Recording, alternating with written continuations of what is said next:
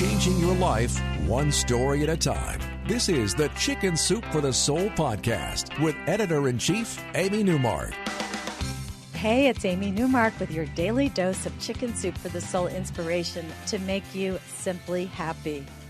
Father's Day is just 10 days away, and I want to talk about dads, particularly dads who are serving in the military and the lengths that they have to go to in order to spend time with their families. I was surprised to learn recently that only 0.5% of Americans are currently serving in the military.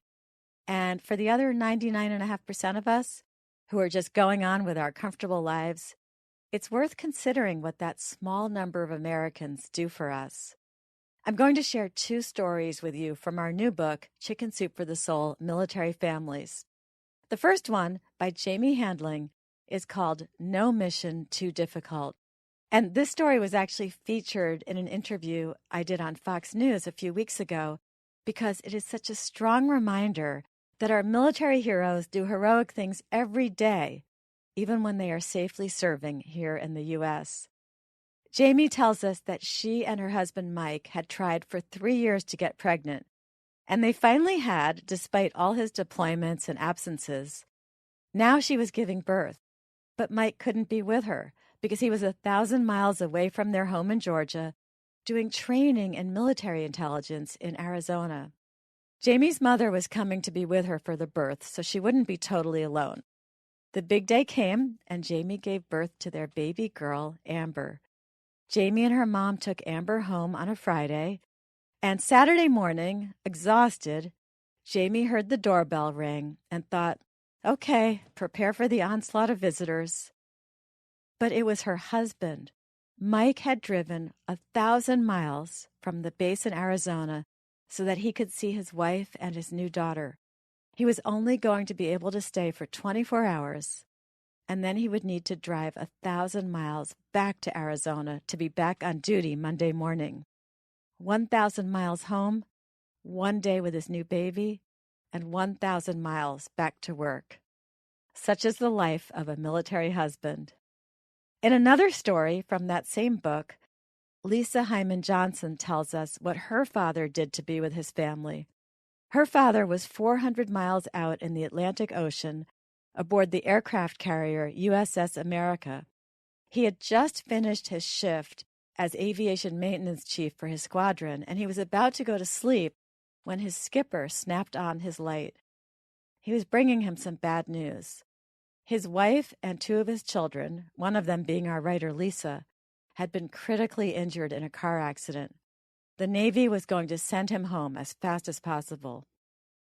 Lisa's father immediately asked, well, what about my 3rd child? He had 3, and they were only saying that 2 of them were alive but injured.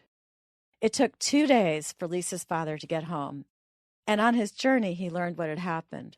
Lisa, her sister, her brother, and her mother were on their way home from a spelling bee when their car was hit.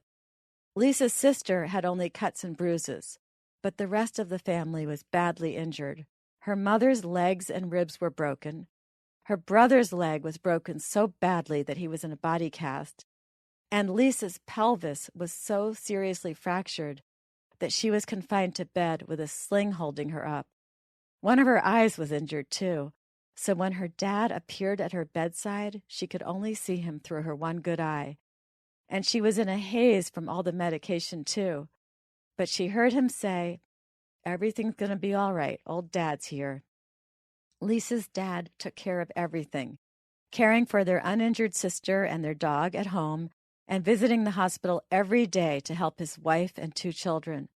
Eventually, they were all discharged, but the stress continued as they tried to recuperate in their little mobile home, which was crowded with wheelchairs and other hospital equipment. Lisa's dad took care of the house and the yard and the dog and his wife and the 3 children because, unfortunately, they had no close friends or relatives, so it all fell on him. Though he knew more about fixing jet engines than a 14-year-old girl's hair, he gently combed out Lisa's long, tangled mess, which was still full of broken glass from the accident. He made shorts to fit over her brother's body cast, and he carried each of them in and out of the car when they had to go to physical therapy. When the family had recuperated enough, Lisa's father had to report back to his ship. But it had been assigned to Vietnam, so he had to travel to Travis Air Force Base outside San Francisco to get a, quote, space-available seat on a plane going to Clark Air Base in the Philippines. That's where the ship was being serviced at U.S. Naval Base Subic Bay. He slept on 2 chairs in Travis's passenger terminal for an entire week, trying to be ready when a seat was announced over the loudspeaker. Finally, he got on a C-5 going to Hawaii, thinking there would be flights from their air base to Clark, but none was available, so he ended up hitching a ride on a C-141 to Wake Island, which is in the middle of the Pacific. He slept on the cargo plane's floor for that trip. And then the C-141 crew, after they delivered their cargo, received their next assignment, and it was where he wanted to go, Clark Air Base in the Philippines.